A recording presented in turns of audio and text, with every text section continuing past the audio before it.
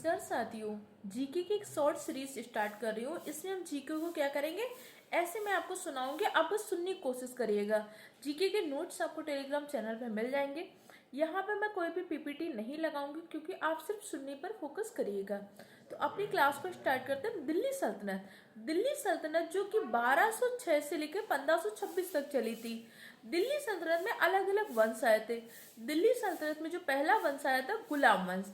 गुलाम वंश कब से कब तक चला था? गुलाम वंश का शासन चला था 1206 से लेकर 1210 तक। गुलाम वंश की स्थापना किया था कुतुबुद्दीन ऐबक। कुतुबुद्दीन ऐबक जो 1206 से 1210 तक शासक रहा था। तो आज हम कुतुबुद्दीन ऐबक से जुड़े इंपॉर्टेंट पॉइंट को डिस्कस करेंगे। कुतुबुद्दीन ऐबक को अब्दुल कजीज कोफी नामक एक व्यापारी ने खरीदा था, क्योंकि उस टाइम पर क्या होता था, गुलामों की खरीद फरोख्त होती थी। तो अब्दुल अजीज कूफी ने कुतुबुद्दीन ऐबक को खरीदा था। बाद में इसने क्या कर दिया था, कुतुबुद्दीन ऐबक को मोहम्मद गौरी को बेच दिया था। तो कुतुबुद्दीन ऐबक मोहम्मद गौरी का गुलाम था। इसी के साथ साथ कुतुबुद्दीन ऐबक बहुत टाइम तक मोहम्मद गौरी के साथ रहा। जब मोहम्मद गौरी ने भारत में तराइन का युद्ध लड़ा, तराइन का दोती युद्ध लड़ा, चंदावर का युद्ध लड़ा, लेकिन बाद में क्या हो जाता है, मोहम्मद गौरी ने भारत में अपनी सत्ता नहीं स्थापित किया था। वो भारत में आता है, युद्ध लड़ता है, धन लूटता है, क्षेत्र विस्तार करता है और वापस चला गया। और कुतुबुद्दीन ऐबक ने क्या कर लिया था, मोहम्मद गौरी की बेटी से ही विवाह कर लिया था। तो बाद में कुतुबुद्दीन ऐबक को मोहम्मद गौरी ने अपनी भारत के जीते हुए क्षेत्र दे दिया था कि वहां जाकर आप शासन व्यवस्था संभालिए, अपना शासन चलाइए। तो 25 जून 1206 को कुतुबुद्दीन ऐबक ने लाहौर को राजधानी बनाकर दिल्ली सल्तनत की नींव रखी।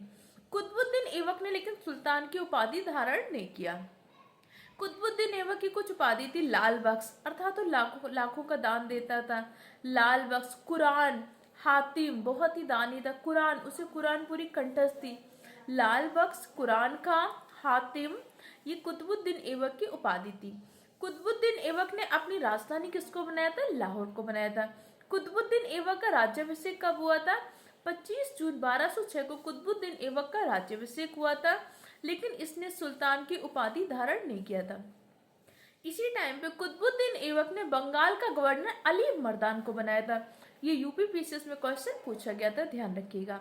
इसी के साथ साथ कुतुबुद्दीन ऐबक ने क्या किया था, कुतुब मीनार का निर्माण कार्य प्रारंभ कराया था। कुतुब मीनार का निर्माण कार्य इसने शासक बनने से पहले 1199 में शुरू करा दिया था, लेकिन कुतुब मीनार का निर्माण कार्य पूरा कराया था इल्तुतमिश ने। इसी के साथ साथ कुतुबुद्दीन ऐबक ने 2.5 दिन का झोपड़ा बनाया था। 2.5 दिन का झोपड़ा अजमेर में स्थित है। और 2.5 दिन का झोपड़ा जहाँ पर है, इससे पहले यहाँ पर एक संस्कृत महाविद्यालय था। इसी संस्कृत महाविद्यालय का विध्वंस कराकर एक नई मस्जिद बनाई गई थी, जिसे हम 2.5 दिन का झोपड़ा कहते हैं। तो संस्कृत महाविद्यालय का निर्माण किसने करवाया था? बीसल देव ने करवाया था। इसने दिल्ली में एक जैन मंदिर को तोड़कर कुव्वत-ए-इस्लाम मस्जिद बनवाई थी। कुव्वत-ए-इस्लाम मस्जिद का निर्माण भी किसने कराया था? कुतुबुद्दीन ऐबक ने करवाया था। इसी प्रकार बाद में क्या हो जाता है, कुतुबुद्दीन ऐबक को दास्ता से मुक्ति पत्र मिल जाता है।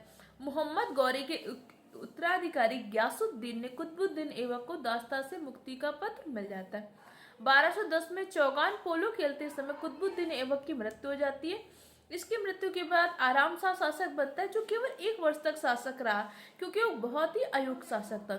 इसके बाद अगला शासक बनता है इल्तुतमिश, जिसने वास्तव में गुलाम वंश की नींव रखी थी।